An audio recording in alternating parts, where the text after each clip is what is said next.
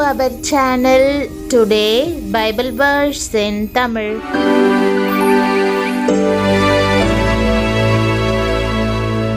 இன்றைய வசனம் ஏசாயா 58 அதிகாரம் 9 வசனம்.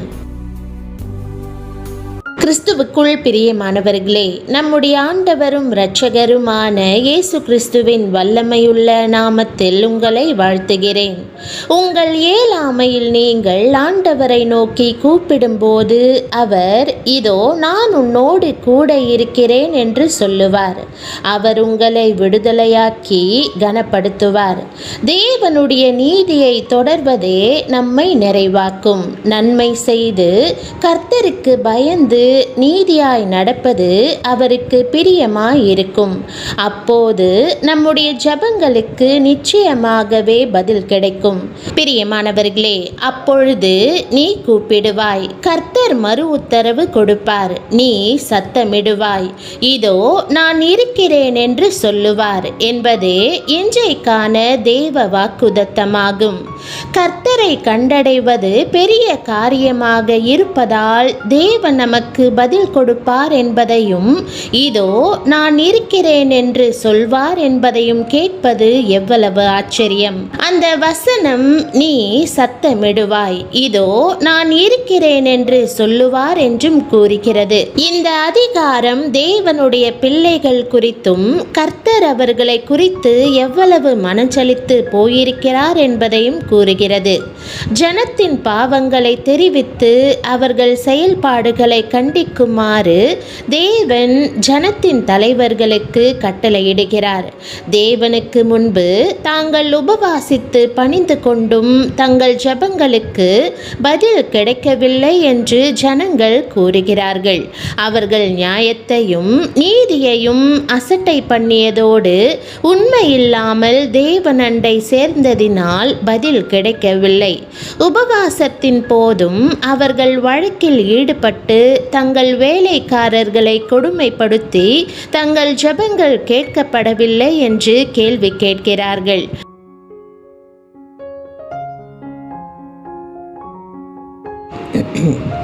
பிரியமானவர்களே, அவ்வாறு நாம் தேவனை அணுகும் சூழ்நிலைகளும் உள்ளன. ஆனால் ஆண்டவர் நமக்கு பதிலளிக்க வாஞ்சையா இருக்கிறார். இதோ நான் இருக்கிறேன் என்று அறிவித்து நம்முடைய விருப்பங்களை காட்டிலும் நீதியை தேடும்படி கூறுவதற்கு அவர் விரும்புகிறார். தேவனுடைய நீதியை தொடர்வதே நம்மை நிறைவாக்கும். நன்மை செய்து கர்த்தருக்கு பயந்து நீதியாய் நடப்பது அவருக்கு பிரியமாயிருக்கும். அப்போது நம்முடைய ஜெபங்களுக்கு நிச்சயமாகவே பதில் கிடைக்கும். இன்றைக்கு அவர் நமக்குள் நீதி இருக்க வேண்டும் என்று விரும்புகிறார். அது மற்றவர்களுக்கு முன்பாக பிரகாசிக்கும்படி அவர் செய்வார். நீங்கள் ஒவ்வொரு இரவும் அழுகையோடு இருக்கிறீர்களா? தூக்கமில்லாமல் தவிக்கிறீர்களா? துக்கம் உங்களை அச்சுறுத்துகிறதா? உங்கள் வியாதியிலிருந்து சுகம் கிடைக்காமல் நம்பிக்கையற்று காணப்படுகிறீர்களா? நெடுநாள் குழந்தை இல்லாமல் வேதனைப்படுகிறீர்களா? உங்கள் வாழ்க்கையில் உயர்வு இல்லாமல் அப்படியே இருக்கிறேனே என்று நம்பிக்கையற்று காணப்படுகிறீர்களா? பிரியமானவர்களே, நீங்கள் ஆண்டவரை நோக்கி அழுது கூப்பிட்டீர்கள் அல்லவா? இதோ நான் உன்னோடு கூட இருக்கிறேன் என்று ஆண்டவர் சொல்லுகிறார். நீங்கள் அவரை நோக்கி கூப்பிடும்போது அவர் உங்களுக்கு மறு உத்தரவு அருளிச் செய்வார். உங்களை விடுவிப்பார். சகல பிரச்சனைகளிலும் இருந்தும் உங்களை காப்பாற்றுவார். உங்கள் கண்ணீரையெல்லாம் தேவன் தம்முடைய துருத்தியில் வைத்திருக்கிறார். ஆகவே உங்கள் கண்ணீர் ஒருபோதும் வீண் போகாது. இன்றைக்கு தேவன் உங்களுக்கு மறு உத்தரவு அருளுவார். இப்பொழுது ஆண்டவருக்கு நன்றி செலுத்தி ஜெபிக்க ஆரம்பிப்பீர்களா?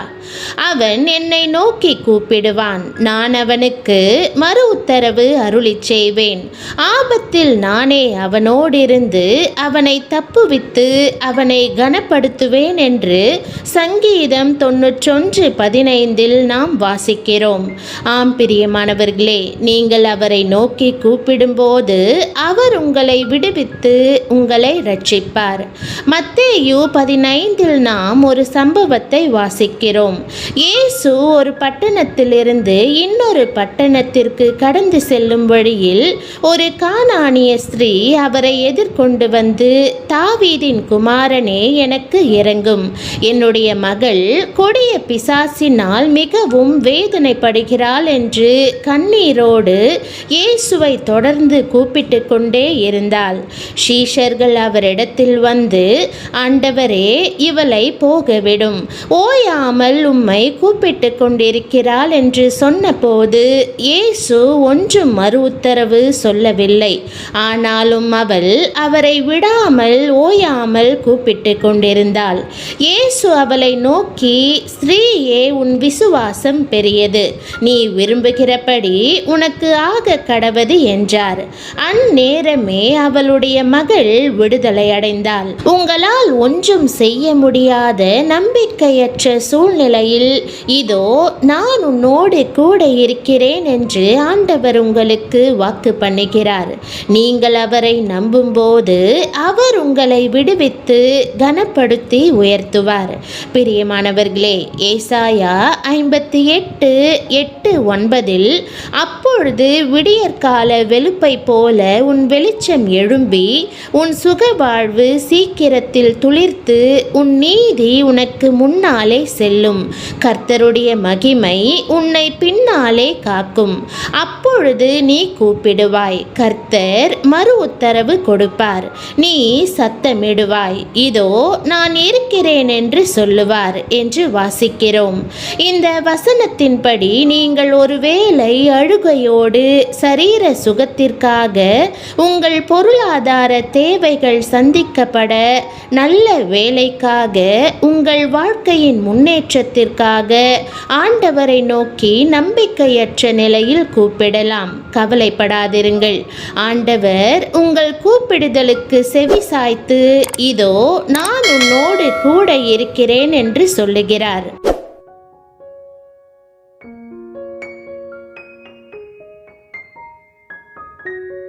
ஜெபம். கர்த்தராகிய இயேசுவே, இன்று நான் என் முழு இருதயத்தோடும் உம்மை நோக்கி கூப்பிடுகிறேன். வேறு யாரும் கேட்காத போது நீர் என் குரலை கேட்டு, இதோ நான் இருக்கிறேன் என்று சொன்னீர். உமக்கு நன்றி. நீர் அருகில் இருப்பதாக நம்புகிறேன். என்னுடைய சொந்த தோல்விகளாலும் தவறுகளாலும் பாரப்பட்ட இருதயத்துடன் சில வேளைகளில் உம்மிடம் வருகிறேன் என்பதை அறிந்திருக்கிறேன்.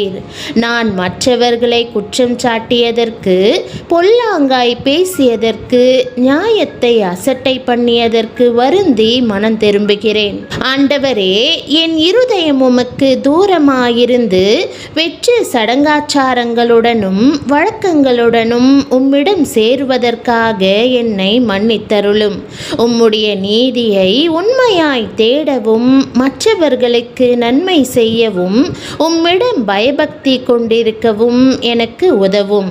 என்னுடைய செய்கைகள் உம்முடைய அன்பையும் நியாயத்தையும் காட்டுவதாக.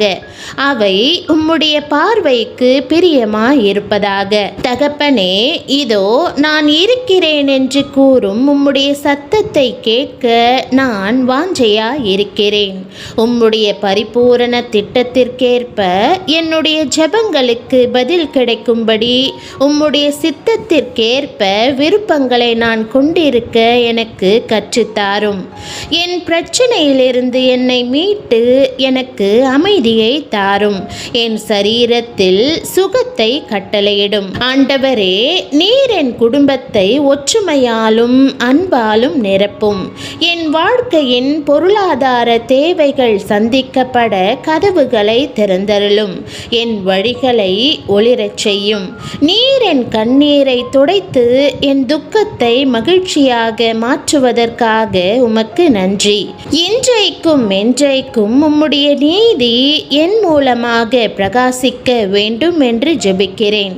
இயேசுவின் நாமத்தில் ஜெபிக்கிறேன் நல்ல பிதாவே, ஆமேன். என் ஆத்துமாவே கர்த்தரை ஸ்தோத்தரி, என் முழு உள்ளமே அவருடைய பரிசுத்த நாமத்தை ஸ்தோத்தரி. என் ஆத்துமாவே கர்த்தரை ஸ்தோத்தரி, அவர் செய்த சகல உபகாரங்களையும் மறவாதே. ஆமேன். தேவனுடைய நாமம் மகிமைப்படுவதாக. ஆமேன்.